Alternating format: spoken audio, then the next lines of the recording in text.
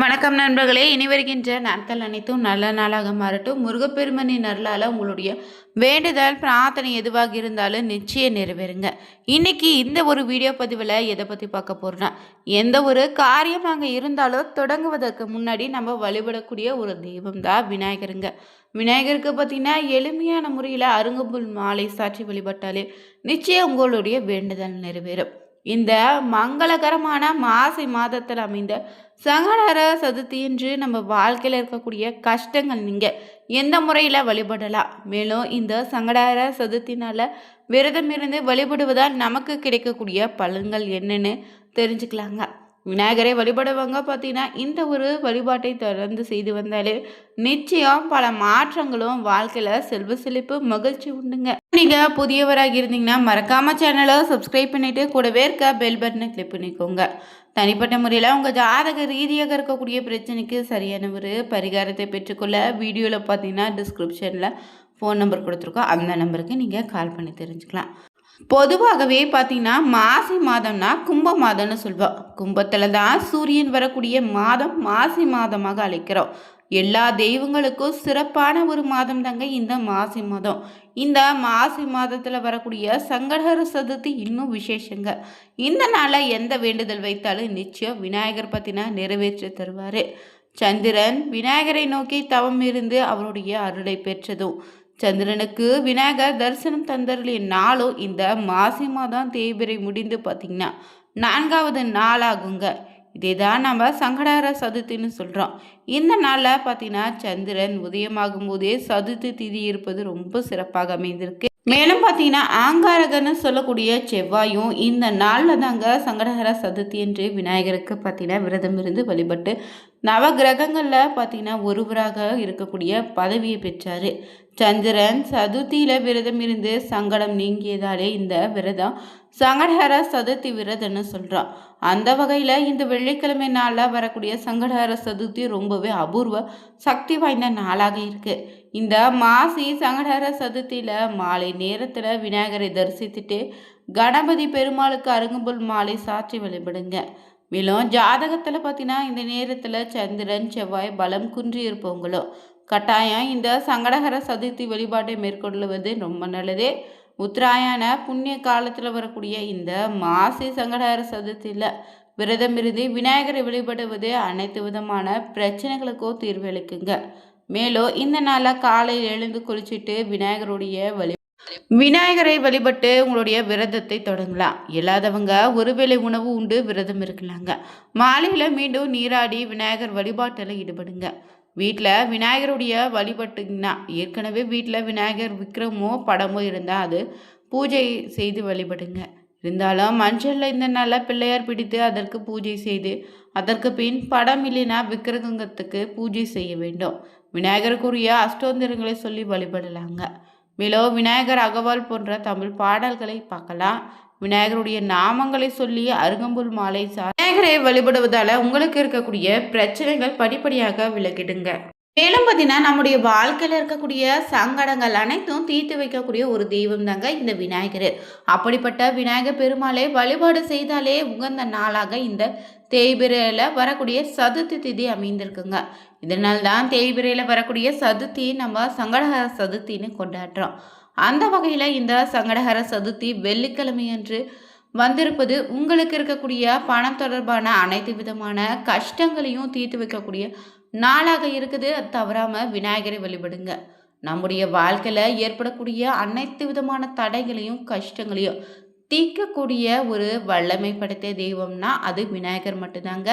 விநாயகர் பெருமாளுக்குரிய சதுர்த்தி திதி எந்த கிழமையில் வருதோ அதை பொறுத்து தாங்க நம்முடைய வேண்டுதலை நாம் முன்வைக்கும் போது அந்த வேண்டுதலும் விரைவில் நிறைவேறுன்னு சொல்லுவாங்க.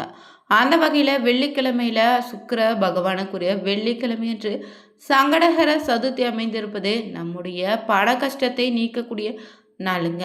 மேலும் பார்த்தீங்கன்னா இந்த வெள்ளிக்கிழமை மார்ச் 6ஆம் தேதி சங்கடஹர சதுர்த்தியாக இருப்பதால் இந்த நாளில் நம் விநாயகர் ஆலயத்திற்கு சென்றோ இல்லை வீட்டிலேயே வழிபாடு செய்துட்டு ஒரு பரிகாரத்தை செய்தாலே போடுதுங்க. உங்களுக்கு இருக்கக்கூடிய பணம் தொடர்பான கஷ்டங்கள் தீர்வதற்கான வழியும் சுக்கிர பகவானுடைய அருளை பெற்றுத்தரும். வெள்ளிக்கிழமையில வரக்கூடிய சுக்கிர ஹோரியான காலை 6லிருந்து 7 மணிக்குள்ள, இல்லைன்னா மதியம் 1 மணிலிருந்து 2 மணிக்குள்ள, இல்லைன்னா இரவு 8லிருந்து 9 மணிக்குள்ள இந்த ஒரு பரிகாரத்தை செய்யுங்க. குறிப்பாக இரவு நேரத்தில் வரக்கூடிய 8 மணிலிருந்து 9 மணிக்குள்ள செய்தால் சிறப்பான பலன் உண்டுங்க.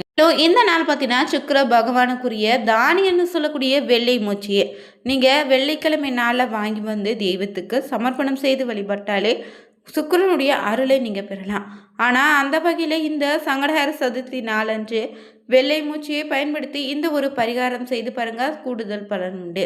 ஒரு சிறிய கிண்ணத்திலோ இல்லைன்னா புதிதாக வாங்கிய அகல் விளக்கில் வெள்ளை மூச்சையை முழுமையாக நிரப்பிட்டு அதற்கு மேலே கிழங்கு மஞ்சள் ஒன்றை வச்சிடுங்க. இந்த மஞ்சளை பிள்ளையாரை பிடித்து வைப்பது போல நேராக முச்சில மேலே வைத்து இந்த மஞ்சள் கிழங்கை பிள்ளையாராக பாவித்து நீங்கள் சந்தனம் குங்குமம் வைக்கணும். பிறகு இந்த விநாயகர் பெருமாளுடைய படத்திற்கு முன்பாக வச்சு தீபத்தை ஏற்றி வைத்து பிறகு மலர்களால் அருகம்புல்லாலும் விநாயகருக்கு கூடிய போற்றிகளை சொல்லி விநாயகருக்கு பார்த்தீங்கன்னா அர்ச்சனை செய்து வழிபடலாம். இப்படி நீங்கள் அர்ச்சனை செய்யும் போதே விநாயகர் பெருமாளுக்கு பிடித்தமான இனிப்பு பொருட்களை நெய்வேத்தியமாக வைத்து வழிபடுதல் கூடுதல் பலனை பெற்றுத்தருங்க. அர்ச்சனை செய்து முடித்த பிறகு கற்பூர தீபதூப ஆராதனை காட்டி வழிபாட்டை நிறைவு செய்துக்கணும். மேலும் இந்த நாளில் பார்த்தீங்கன்னா வெள்ளை மொச்சையும் கிழங்கு மஞ்சளை காலையிலேயே விநாயகருடைய பாதத்திற்கு முன்னாடி வச்சுட்டு வழிபாட்டை இரவு 8லிருந்து 9 மணிக்குள்ள தாங்க செய்யணும். இந்த மொச்சையும் கிழங்கு மஞ்சள் முழுவதுமே விநாயகருடைய பாதத்தில் இருக்கட்டும். மறுநாள் காலையில் கிழங்கு மஞ்சளை விநாயகருடைய பாதத்தில் வச்சுட்டு மொச்சையை பறவைகளுக்கு தானமாக போட்டுடுங்க.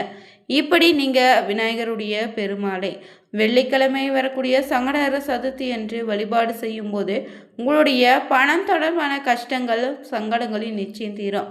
விநாயகர் பெருமானுடைய அருளையும் சுக்கிர பகவானுடைய அருளையும் ஒரு சேர பெறக்கூடிய நாளாக இது அமைந்திருக்கு. இந்த வெள்ளிக்கிழமை நாளில் சங்கடஹர சதுர்த்தி வழிபாடு செய்தால் இன்னும் சிறப்புங்க. ஒரு பரிகாரத்தை தவறாமல் இந்த நாளில் செய்தாலே போதுங்க, உங்களுக்கு பணம் தொடர்பான கஷ்டங்கள் அனைத்தும் நீங்கிடும். அதே போல் விநாயகர் பெருமானை வழிபாடு செய்வதற்கு பல விரத தினங்கள் இருந்தாலுமே பார்த்தீங்கன்னா விரதத்தில் மிக சிறந்ததும் பழமையானதும் சங்கடங்கள் அனைத்தையும் தீர்க்கக்கூடிய ஒரு விரத நாள்னா அது சங்கடஹர சதுர்த்தி விரதம் மட்டுங்க. இதனால் விரதம் இருந்து வழிபடுவதால் அளவு கடந்த ஆனந்தத்தை நிச்சயம் பெறலாம், சகல சௌபாக்கியமும் உண்டாகும். மேலும் நாம் ஒவ்வொரு மாதமும் வரக்கூடிய சங்கடஹர சதுர்த்தினால விரதம் இருந்தாலே குடும்பத்தில் சுபிச்சம் தடைகள் இன்றி எல்லா காரியங்களும் வெற்றியாக முடியுங்க. இந்திரன், சிவன், ராவணன் போன்றோர் சங்கடஹர சதுர்த்தி விரதத்தினால் நற்பயன்கள் பெற்று. பொதுவாகவே நீங்கள் ஜோதிட சாஸ்திரத்தின்படி விநாயகரை பார்த்தீங்கன்னா கேதுவின் அம்சமாக இருக்கிறாரு. கேதுவால் ஏற்படக்கூடிய காலத்திர தோஷம், மாங்கல்ய தோஷம், புத்திர தோஷம் நிவர்த்தி செய்யக்கூடிய விநாயகரை வழிபடுங்க. சதுர்த்தினாலே ஏற்படக்கூடிய தடைகளையும் தோஷங்களையும் போக்கக்கூடியவருங்க. சந்திர பகவானும் தன்னுடைய தோஷங்கள் நீங்கவோ தன்னுடைய தேய்மையாய் நீங்கி தேய்பிரை சதுர்த்தி தினத்தன்று விநாயகர் பெருமாளை நினைத்து கடும் தவம் செய்ய சந்திரனின் கலைகள்னு பிறவிகள் வளர அருள்பாலித்திருக்கு. மேலும் விநாயகர் பெருமானுக்கு வெள்ளை எருக்கு அருகம்புல் மாலை சாற்றி மனதார பிரார்த்தனை செய்தாலே சிறப்பான பலன் உண்டுங்க. மேலும் இந்த நாளை பார்த்தீங்கன்னா இன்னொரு தீப வழிபாடு உங்கள் வீட்டு பூஜை அறையில் செய்தால் இன்னும் கூடுதல் பலன் உண்டு. அது என்னென்னு பார்த்தீங்கன்னா இந்த நாளில் பார்த்தீங்கன்னா இந்த தீபத்தை ஏற்றுவதற்கு உங்களுக்கு தேவைப்படக்கூடிய ஒரு இலை இருக்குது. அது அரச மர இலைங்க. ஒரு அரசமர இலையை பறித்து வந்து அதை சுத்தம் செய்து அதன் நுனிப்பகுதியில் சந்தன குங்குமம் வச்சு அதன் காம்பு பகுதி இருக்குல்ல அதற்கு மேலே ஒரு அகல் விளக்கை வச்சு நெய் ஊற்றி பஞ்சுத்திரி போட்டு விநாயகர் பெருமானை மனதார நினைத்து கொண்டு தீபம் ஏற்றணும். பிறகு விநாயகர் பெருமானுக்குரிய 108 போற்றியை பாராயணம் செய்ய வேண்டுங்க. சங்கடஹர சதுர்த்தி நாளன்று இந்த தீபத்தை ஏற்றி வைத்து விநாயகர் பெருமாளை வழிபாடு செய்யும் போதே விநாயகர் பெருமாள் அருளால் உங்கள் வாழ்க்கையில் இருக்கக்கூடிய கஷ்டங்கள் அனைத்தையும் நீங்கள் ராஜயோகம் நிச்சயம் உங்களை தேடி வருங்க. பொதுவாகவே பார்த்தீங்கன்னா நம்முடைய வாழ்க்கையில் எது நல்ல முன்னேற்றம் ஏற்படுவதற்கு எது எல்லாம் தடைகளாக இருக்குதோ அந்த அனைத்தையுமே தகத்தெறிந்து ராஜயோகமான வாழ்க்கை வாழ்வதற்கு முழு மனதோடு விநாயகர் பெருமானுக்கு இந்த நாளில் இந்த தீபத்தை ஏற்றினாலே போதுங்க, உங்கள் வாழ்க்கையில் இருக்கக்கூடிய பிரச்சனைகள் விலகிடும்.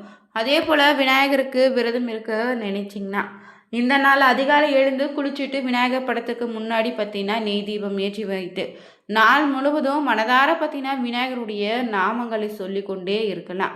இந்த பதிவில் பார்த்தீங்கன்னா சுக்கிரவார சங்கடஹர சதுர்த்தி அன்று எந்த முறையில் தீபம் ஏற்றி வழிபட்டால் நமக்கு இருக்கக்கூடிய பண கஷ்டம் தீர்வும் அப்படின்னு தெரிஞ்சுக்கிட்டோம். வீடியோ பிடிச்சிருந்தா லைக் பண்ணுங்கள், ஷேர் பண்ணுங்கள், கமெண்ட் பண்ணுங்கள். மறக்காமல் சேனலை சப்ஸ்கிரைப் பண்ணிக்கோங்க.